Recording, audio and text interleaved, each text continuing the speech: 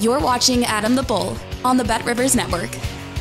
Welcome, everybody, to the latest edition of the Bullpen with Adam the Bull, brought to you by BetRivers. If you're not using the BetRivers app by now, what are you doing? You missed an opportunity to hit a four-leg parlay that I gave you this past Saturday in the Guardians-Tigers game. A four-leg parlay that cashed in after they changed a Jose Ramirez fielder's choice reached on error to a double with an official scoring change, which put it over the 1.5 total bases, which meant I hit that four-leg parlay. Boom. I gave you a Browns four-leg parlay yesterday. Unfortunately, I hit 3 out of 4. So if you bet the whole parlay, but maybe you left out one piece of it, I don't know. But 7 of my 8 picks over the weekend were winners. One parlay, the other I went 3 out of 4. But Zach Ertz didn't get enough yardage in that game. Got a lot to get to on today's podcast as we feel the fallout of a weekend that started great, right? Ohio State, after an ugly first half, they took care of business against Iowa on Saturday. Most importantly, the Guardians, they kicked ass in game 1, winning 7-0. We all celebrated in my Guardians podcast post-game show. Appreciate all the listeners, all the viewers. And that was great. Guardians got off to a great start. And then the Browns, as they always do, ruined everything with a pathetic performance on Sunday. Record number of views for that podcast. Again, I appreciate the love. Oh, as of the time that I'm recording this, over 23,000 of you had watched that podcast to share in the misery that is the Browns. And then finally, on Monday, the Guardians in the heartbreaking loss with Emmanuel Clase stunning us all in a bad way, giving up 3 runs in the 9th on a booming 3-run shot by Kerry Carpenter over the right field fence, something none of us saw coming, even though some of us were saying they should have taken him out or they should have intentionally walked after it happened. Come on now. So I'm going to start there, but I really got a lot to say about the Browns because the Guardians, to me, are going to be fine. I understand it's baseball and it's unpredictable. I'm very confident the Guardians will still win this series. I know it's panic time. I know Cleveland panic has set in. I get it. And if I'm wrong, then we'll have to deal with it when it comes. But I still very much believe in this Guardians team. I thought originally they'd win in 4. I had them losing game 2 after winning game 1. So far, I'm on the money. I think they'll win both games in Detroit, and you will not see Scooble again. That's how I see it. I know somebody on, who was it, Tony, in my YouTube chat last night was saying they're going to pitch him in short rest in game 4. It'll be 2 days rest. It's unheard of. I mean, not unheard of, but in the second round of the playoffs, we've seen it in the World Series on a day, and you guy pitches 40 pitches. Scooble's not pitching Thursday. And if he does, he won't be as effective, and he can't go as long. And, we'll see. I guess it depends what happens in game 3. Remember, game 3 is Wednesday at 3 o'clock, 3:08. And then Thursday, I think, is either at 6 or 8, depending on what happens in the Royals-Yankees series. So we shall see. But I'm feeling okay about the Guardians, despite the loss. And it was a brutal loss yesterday. It was brutal. But I'm not angry about the Guardians. I'm angry about how they I'm angry about the loss. I'm not angry at them. Like with the Browns, you're mad at the Browns. You're mad at Deshaun Watson. You're mad at Kevin Stefanski. You're mad at Andrew Berry. You're mad at Jimmy Haslam. I'm not mad at the Guardians. I'm just mad they lost. I'm pissed at Kerry Carpenter. I'm pissed at the Tigers.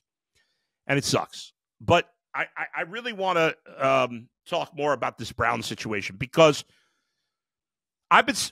a number of us have been saying for a couple of weeks, I've been dealing with the frustration that was Deshaun Watson.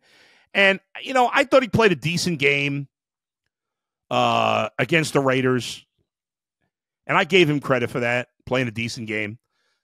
But the decent games have been so few and far between. The great games have been non-existent. And he was so bad in this game against Washington that it's taken things to another level. Because not only, it's natural for local media members to be down on the quarterback when he's not playing well, or fans.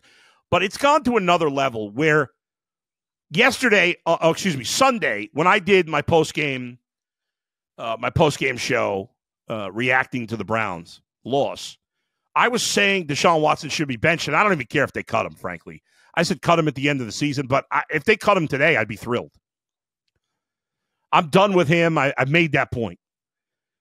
But is that just my emotional reaction? Well, the next day, you had a number of national media members who were saying the same thing, who have no ties to Cleveland or no emotional feeling about the Browns. A lot of different guys, including the one that really stood out to me of all of them, because this guy has, I think, been one of the bigger Deshaun Watson defenders. And that's Shannon Sharp. Now, we all know Shannon Sharp's got his podcast. I don't know how many subscribers he has. It's certainly way more than I have, and I got a good amount compared to most people. But he's got a bazillion subscribers, and he is really funny on his podcast. He has Chad Ochocinco on there. They do some really funny stuff. They get into entertainment. They've been a news. He's been a news-making podcaster. He's gone viral a number of times.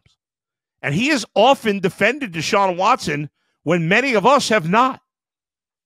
But yesterday, and I'm not sure, I just saw the clip. I don't know if it was an official episode of his podcast or what. But he called Deshaun Watson the Ben Simmons of the NFL. Now, if you follow the NBA at all, and obviously, if you know me, you know I'm not a huge NBA guy. But I cover sports for a living, so obviously I know who Ben Simmons is.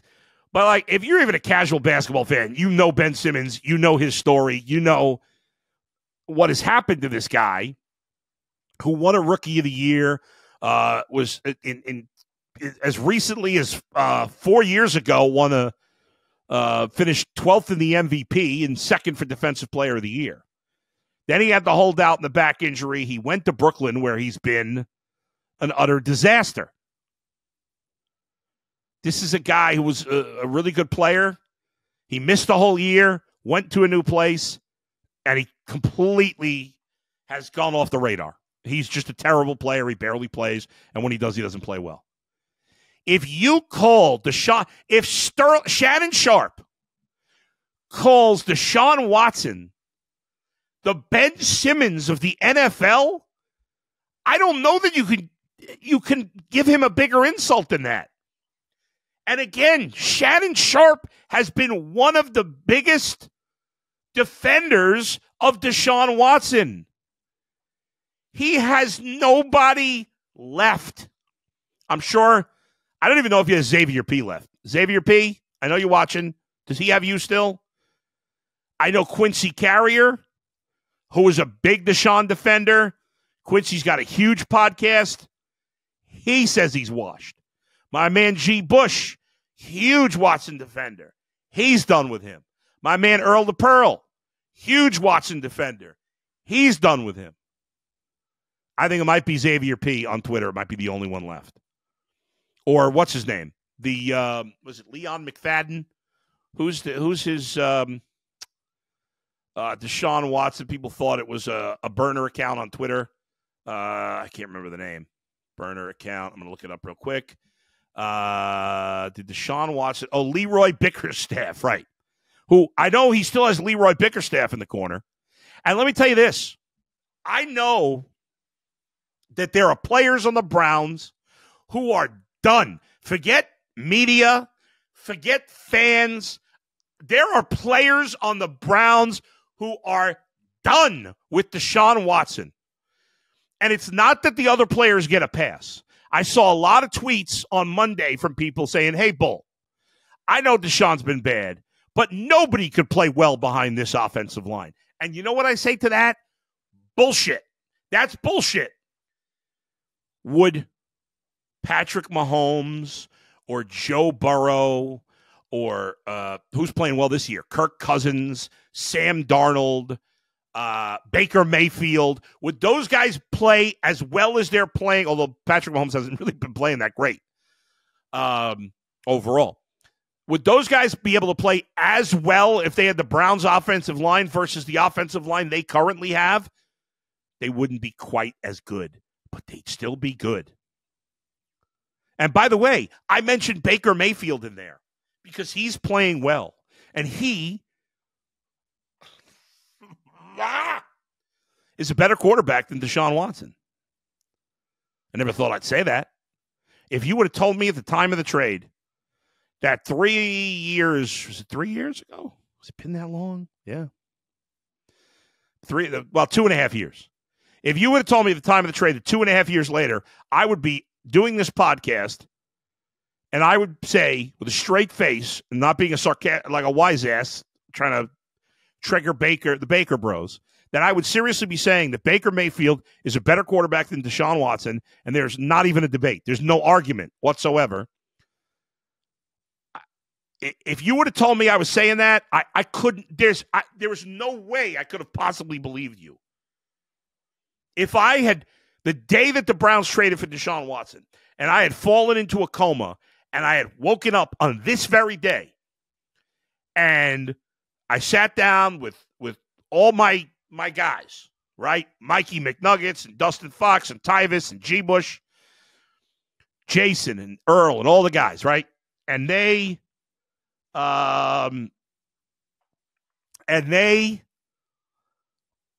said to me, they explained to me what has happened over the past few years. I don't know that I could have wrapped my head around it, but that's where we are. That is where we are right now.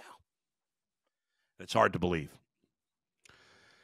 I think when Kevin Stefanski speaks to the media on Wednesday, he has got to change his mind and bench Deshaun Watson. And I know there's another thing that happened on Twitter, all right, was a lot of fans were saying to me, Bull, you're out of your mind. This is a Jimmy Haslam call. Okay. Let's say Jimmy Haslam is in fact, and I don't know this, but let's say Jimmy Haslam is not allowing Kevin Stefanski, is telling, not allowing, is telling Kevin Stefanski, you can absolutely not bench Deshaun Watson. If I were Kevin Stefanski, I would tell Jimmy to stick it. I'm the coach. I'm going to bench him. And now you're going to say, well, Bull, I'm sure your bosses over the years have told you things and you've done it. And that's correct. There have been times when I was on the radio. There's been times on UCSS. There's been times not really with the podcast. The powers that be here at BetRivers, they kind of leave me to free reign, which I really appreciate. But there have been times, I'll tell you, there was sometime in the last month where I called our executive producer, Steve Becker, from UCSS. I'll be honest with you. And I called him. I said, listen, Steve, this guest we're having, I'm not going to say who it is. I don't think we should have this guest on. I think it's a waste. And we talked about it, right? And he said, listen, we're going to do it. That's the end. That's that. And in the end, he's the boss. So I said it. But here's the difference, right? Kevin Stefanski has already made life-changing money. His family is set for life. And his contract is guaranteed. If Kevin Stefanski were fired today, his family would be fine for the rest of his life as long as he's not crazy bad with money. For the rest of us, if we lose our jobs, that could be a disaster for our families. But Kevin has Jimmy by the you-know-what? He's got him by the balls. And if Jimmy Haslam is telling Kevin Stefanski, you can't bench Deshaun Watson, if I were in Kevin Stefanski's shoes, I'd say, Jimmy, I know you're the owner. I get it. I'm the coach. The players, I'm going to lose my team. I'm going to lose the team, Jimmy. I'm the coach. I am benching Deshaun Watson. So, Jimmy, you have two choices. You can fire me or you can leave me to run my team. And then it's in Jimmy's court. And Jimmy's not going to fire him. Or if he does, he does. I don't. If that's happening, I'm not giving Kevin Stefanski a pass. So I don't care if it's coming from up top. Kevin Stefanski is to bench Deshaun Watson. He's the coach. He's got to make the decision. End of story. All right. Thanks, everybody, for listening, as always, and watching. Please hit the subscribe button if you haven't done so already. I'll be back on after the Guardians game Another live show, 5 to 10 minutes after the Guardians game 3 ends on Wednesday. So make sure you tune in for that. I'll be there live. I love you all. I'll talk to you next time. Thanks to Z and Max for producing, as always. Where else but right here in the Bullpen with Adam the Bull, brought to you by BetRivers. See you, everybody.